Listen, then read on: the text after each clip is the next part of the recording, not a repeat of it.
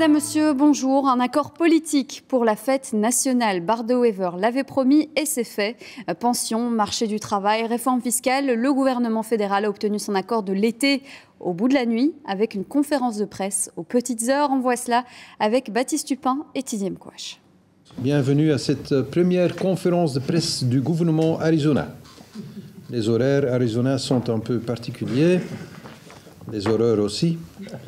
Mais comme vous le savez, nous avons bouclé ce matin l'accord de l'été.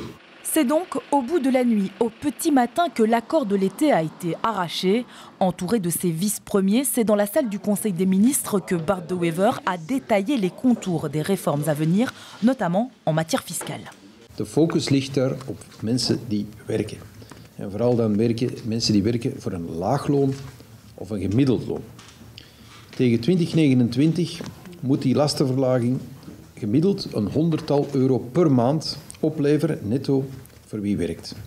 Lors de ces négociations, la fusion des polices à Bruxelles est actée, tout comme la réforme des pensions. Le principe du bonus-malus est acquis. Et puis, réforme du travail avec la fin de l'interdiction du travail de nuit. On facilite l'introduction du travail de nuit. On offrira une plus grande marge de manœuvre aux entreprises et on contribuera à stimuler la croissance économique ainsi que l'emploi qui l'accompagne dans les secteurs concernés. Toujours en lien avec le travail de nuit, évidemment, on le rend possible dans le commerce électronique. Donc, c'est une mesure qui vise à renforcer la compétitivité des entreprises. En matière de santé, le gouvernement de Wever a revu sa copie et adapte sa mesure. Il n'y aura donc pas de plafonnement de ces suppléments d'honoraires avant 2028, date à laquelle il est prévu, comme le ministre Van den Broek l'a bien rappelé, que viennent de manière concomitante des réformes essentielles, celle de la nomenclature et celle du refinancement des hôpitaux. La nuit a été courte, très courte, mais les membres du gouvernement de Wever s'en vont aux festivités du 21 juillet, fatigués, mais avec le sourire et la satisfaction d'un accord conclu. Un accord de l'été aujourd'hui, voilà qui donne une tonalité très particulière à ce 21 juillet. Le traditionnel Te Deum en présence du roi et de la reine s'est tenu ce matin en la cathédrale des Saint-Michel et Gudule, en présence aussi de nombreux ministres qui, il faut le dire, n'ont pas beaucoup dormi. Reportage Daniel Welter. Le traditionnel Te Deum, c'est le coup d'envoi des festivités du 21 juillet. Il rassemble la famille royale et les plus hautes autorités du pays. Alors pas d'excuses, il faut y être, même si on a peu ou pas dormi. Pas trop fatigué? On n'a pas dormi beaucoup, oui. C'est quand même particulier cette conférence de presse en pleine nuit? Oui, c'est la première fois pour moi. Peu dormi, mais satisfait d'avoir pu obtenir un accord. Ce sont des réformes importantes pour lesquelles il fallait pouvoir consacrer le temps utile à l'analyse des dossiers. Une nouvelle nuit blanche pour permettre à Bardo-Wever d'assister sereinement à son premier Te Deum en tant que Premier ministre et à ses collègues de savourer l'instant. On est très contents, hein. On a obtenu notamment la réforme fiscale. Hein, Qu'est-ce que ça va changer? Quand même une augmentation du pouvoir d'achat des gens qui travaillent. De combien? Et on va récompenser les gens qui travaillent. Ça ira, à mon avis, à une bonne centaine d'euros par mois. À terme, donc on va essayer de l'anticiper un peu. Où sont les amis de la paix? Présidé par le primat de Belgique, le Te Deum célèbre l'unité du pays. Pour les politiques, il permettra également de faire le point lorsque chacun se repasse le film de la nuit. On ne s'est pas mis dans une optique de trophée, mais de pertinence et de cohérence des réformes.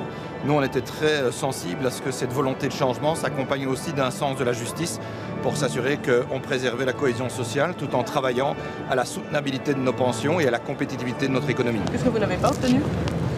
Ça, je le garde pour moi. Clairement, chacun a dû mettre du sien pour aboutir, mais en ce 21 juillet, tous vous diront que l'essentiel est d'y être arrivé. Comme à l'habitude, le Te Deum se termine par le traditionnel bain de foule. Rachel Crivellaro, vous êtes sur la place des Palais. C'est là que ça va se passer cet après-midi. On devine qu'on verra beaucoup de sourires sur le visage de nombreux politiques présents sur cette place. Cet accord était très attendu. Oui, Mariam, des sourires, mais probablement aussi des mines très fatiguées après ce qu'il faut quand même appeler un véritable marathon de négociations et de nuits blanches. Le gouvernement ne s'est pas ménagé, n'a pas compté ses heures pour parvenir à décrocher ce maxi-accord pour le 21 juillet, date ô combien symbolique, date de la fête nationale. Le gouvernement qui a donc au bout de la nuit adopté un train de mesures qui ont pour effet de vouloir démontrer que finalement l'Arizona c'est une affaire qui marche, que ces mesures qui ont été adoptées conformément à la déclaration gouvernementale, elles remplissent bien leur objectif, à savoir favoriser le travail, favoriser la remise à l'emploi, favoriser également le recul de l'âge de la pension et puis aussi sanctionner ceux qui ne travaillent pas. De quoi mettre aussi avec ces mesures peut-être un peu de baume au cœur du Premier ministre qui assistera d'ici quelques heures. Je vous montre ici le siège de Bard-de-Wever qui assistera ici d'ici quelques heures à son premier défilé national. Il y assistera à quelques mètres seulement. Je ne sais pas si vous pouvez le voir sur ces images de Joséphine Turly de la tribune royale. Bien oui, on voit tout cela très bien. Merci Rachel pour ces précisions en direct donc de la place des Palais. Et dans cet accord, on l'a évoqué, il y a un large volet consacré aux pensions, avec notamment l'introduction d'un bonus-malus, un bonus si vous travaillez au-delà de l'âge légal, un malus si vous arrêtez avant. Bonne nouvelle pour certains, mauvaise pour d'autres. Nous avons recueilli votre avis sur le marché de Hanu en province de Liège. Guillaume Dujardin et Benjamin Vorporten. C'est une réforme qui doit favoriser le travail. Mais pour beaucoup, travailler au-delà de la pension est inimaginable. Et c'est le cas de ce monsieur qui a travaillé dans la construction. Jusqu'à 67 ans, porter des blocs et tout ça, même ceux qui roulent en camion et tout ça, c'est trop. Hein. Alors pour convaincre, le gouvernement propose un bonus, une petite sucrerie. Si vous partez à la retraite au-delà de l'âge légal, vous aurez 2% en plus sur votre pension par année supplémentaire, puis 4 en 2030 et 5 en 2035. Mais les Belges rencontrés ce matin ne sont pas spécialement convaincus. Oui, ça peut être intéressant, mais je ne suis pas sûre. Ça dépend aussi à cet âge-là comment je me sentirai physiquement, quoi.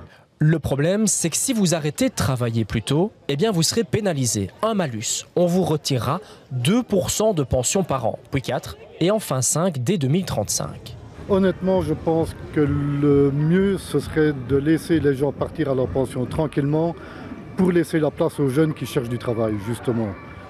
Mais il y a des exceptions. Pour les travailleurs notamment, avec une carrière de 35 ans, un minimum mi-temps, ils pourront partir plus tôt et sans malus. Exception aussi pour les malades de longue durée, mais les détails sont encore flous. J'espère que ça ne changera pas, puisque la date à terme a déjà changé. Ils ont ajouté 1 an, j'espère que l'anticipé ne changera pas. Et puis exception aussi pour les femmes qui prennent des congés parentaux. Et cela rassure cette future maman. Je trouve ça génial parce que pour une fois, ils mettent les mamans en avant. Et voilà, au moins on ne perd rien et on peut prendre un petit congé pour s'occuper de nos enfants sans être impacté par l'avenir, même si ce sera dans 40 ans. L'accord sur les pensions doit encore être voté. Sa date de mise en application n'est donc pas encore connue.